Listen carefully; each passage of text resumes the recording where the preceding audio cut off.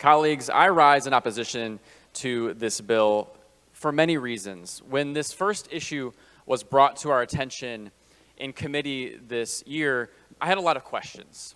First of all, why did a company sign an agreement that they so clearly knew they would be held liable for taxes that were owed based on the location of their company? I kept getting an answer that the administration misinterpreted the contract. There were some disagreements in those conversations.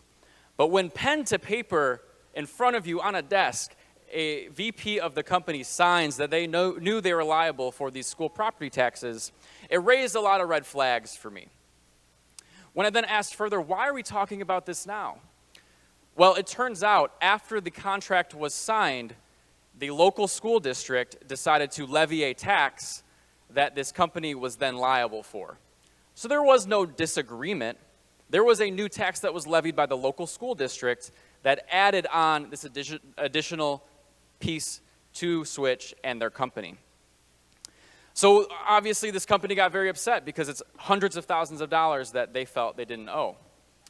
The next question I asked was, well, then why did Switch pay this money if they didn't believe that they were held liable for this bill? They said, well, they just went through the procedures to make sure that they were checking off all the boxes, yet still we did not owe the money for the bill, according to Switch. So here they are coming to the Michigan legislature because this one company seems to have enough influence to get this one special carve-out for this bill, which is why we are debating this today. To be clear, we can disagree on industry-wide tax credits and the philosophy of economic development. I personally don't believe that companies need huge tax breaks to locate their jobs in a certain place of Michigan or across the country. Some people disagree. That's fine. We can have that disagreement.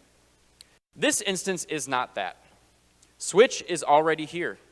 They have many contracts already designated to stay here in the state of Michigan for decades, including a contract with DTMB, the state of Michigan, which means they're not going anywhere, whether they get this contract or not.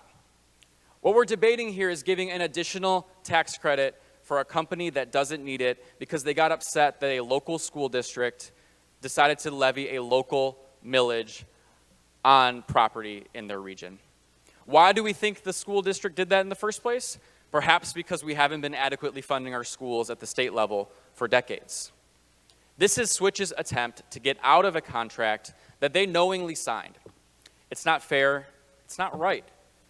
And it's one of those feelings that just hits you really hard because you see it, it is so plain obvious that members on both sides of the aisle are willing to give tax breaks to a corporation that has never held up to the promises, never, since they came here in 2015.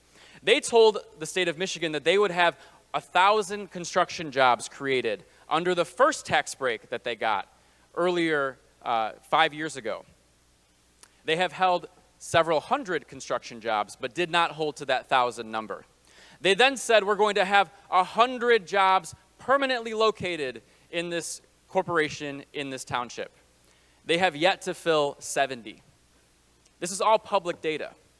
One of the things that I've learned in my time here in this chamber is to always check and verify, because there's a lot of people who can say many things about the intent of the way that they want to pursue these laws.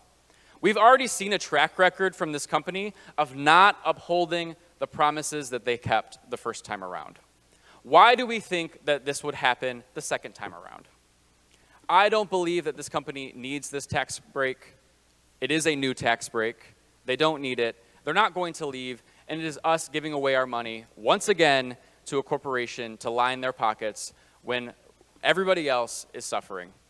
I urge you to do what's right. When progressives and conservatives come together on an issue, you know we're on the right side of this issue. My hope is that all of you will stand firm and vote no with us. Thank you.